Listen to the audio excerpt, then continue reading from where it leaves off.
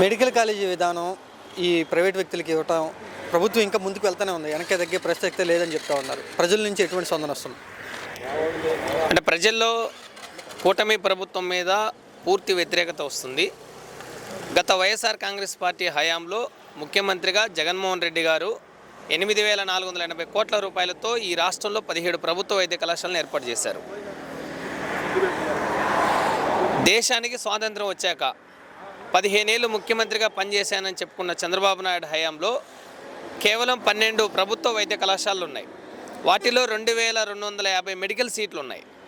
జగన్మోహన్ రెడ్డి గారు అధికారం చేపట్టాక 17 ప్రభుత్వ వైద్య కళాశాల ఏర్పాటు కోసం నిధులు కేటాయించిన తర్వాత రాష్ట్రానికి ఒకేసారి 2,450 మెడికల్ సీట్లు వచ్చాయి. అంటే మొత్తం 4,550 మెడికల్ సీట్లు ఈ రాష్ట్ర విద్యార్థులకు అందుబాటులోకి వచ్చాయి.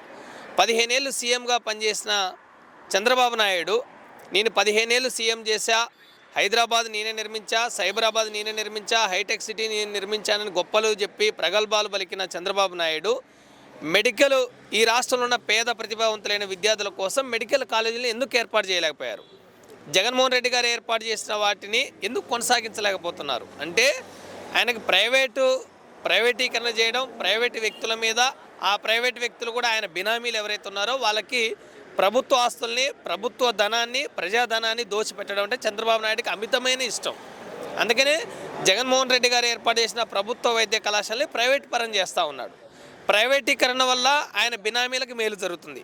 ఈ రాష్ట్రంలో పేద విద్యార్థులకి, ప్రతిభావంతులైన విద్యార్థులకి మెడికల్ విద్య అందదు.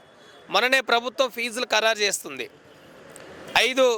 ఐదు మెడికల్ కాలేజీల్లో మేనేజ్మెంట్ కోటా ఫీజు 29 లక్షలు. అంటే ఇన్ని లక్షల రూపాయలు ఫీజులు చెల్లించి చదువుకునే స్తోమత ఉంటుందా? ఆల్ ఇండియా కోటా 50% సీట్లు ఉంటాయి. ఈ రాష్ట్ర వాటా 50% సీట్లు ఉంటాయి. కాబట్టి రాష్ట్రంలో ఉండే 50% సీట్లో మేనేజ్మెంట్ కోటా ఉంటుంది.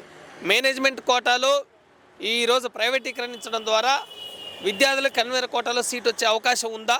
ఎట్టి పరిస్థితుల్లో ఉండదు.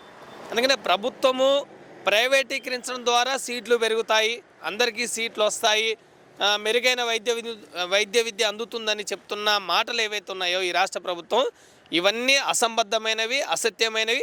నిజంగా ప్రైవేట్ పరం చేయడం ద్వారా మెడికల్ సీట్లు పెరుగుతాయనే వాదన కాసేపు నిజం అనుకుంటే మరి ప్రభుత్వం ఎందుకు ఉన్నట్టు, ముఖ్యమంత్రి ఎందుకు ఉన్నట్టు, ఇన్ని ప్రభుత్వ వ్యవస్థలు ఎందుకు ఉన్నట్టు ఆయన సమాధానం చెప్పాలి. ఆయన దగ్గర సమాధానం లేదు.